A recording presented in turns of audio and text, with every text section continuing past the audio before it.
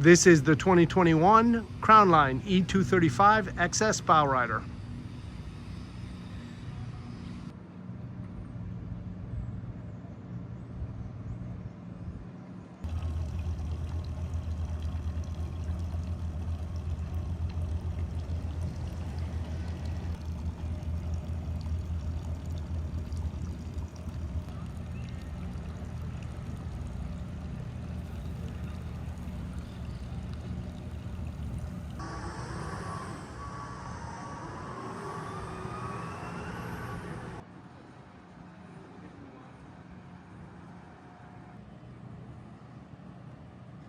And let's start here in the aft with this Mercury 250 4-stroke. Now, there is only 97 hours on this boat, and this engine has already had its 100-hour service, and the service is up to date. And then you're gonna see you've got sea decking all across the aft, you've got your deep reach ladder, and then if I come over to that side, you're gonna see a little plug over there. That's for your battery charger. You have wet storage right above that. And then here you're gonna see that's where your tow goes. And if I come over to the entryway, you're gonna see your shower. And stepping into the cockpit, you'll see Crownline does a really nice job with the seating. You'll see seating all along port side, you'll see seating in the aft, and they even put seating on the starboard behind the captain. And along with that seating, you'll see drink holders and speakers everywhere you look. And then if I come over here, and you'll see there's a button right here, and with a touch of this button, I can take this aft seating and turn it into aft facing seating. So you can be facing the swim platform at the sandbar or whatnot. And keep in mind, those are speakers right there facing aft as well.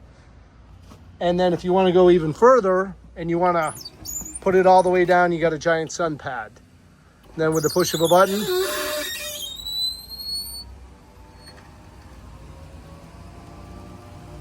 it all goes back, and now you just have your aft seating. And let me go ahead and lift up some of these seats and show you the compartments. And you'll see here in the center, just terrific amount of storage. And then moving to the port side, you're gonna see your battery switch, some lines. Also, you'll see a fire extinguisher in there. On the starboard side, you have a large cooler. And this is a good time to note the flooring system that Crownline uses. It's got a very Tommy Bahama feel to it. I really like it. And then if we go ahead and open up this center compartment, you're gonna see we have just huge amount of storage in there. Right now we have life vests, throwable, an extra anchor, fenders. And then if I go ahead and I just move these life preservers, you'll see a drawer pops out for extra storage. And now we move on to the first mate seating, and you'll see they provide comfortable seating for the first mate. And then I go ahead and pop that up, it's got its own bolster. And then over right by the first mate, you've got phone charging right there.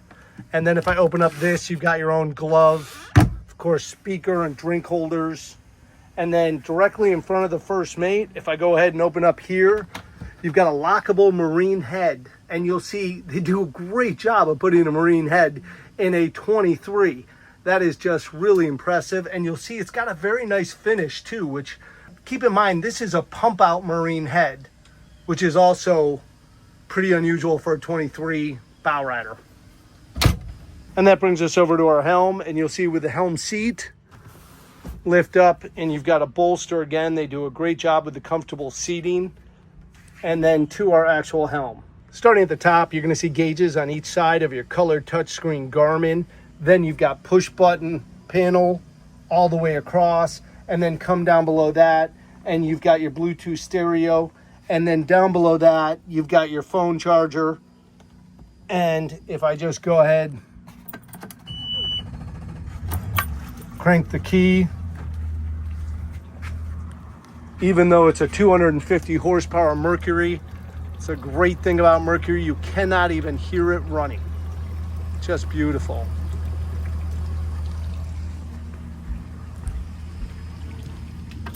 And then in the side of the console, open up and you've got a ton of storage, plus its own designated spot for your garbage can.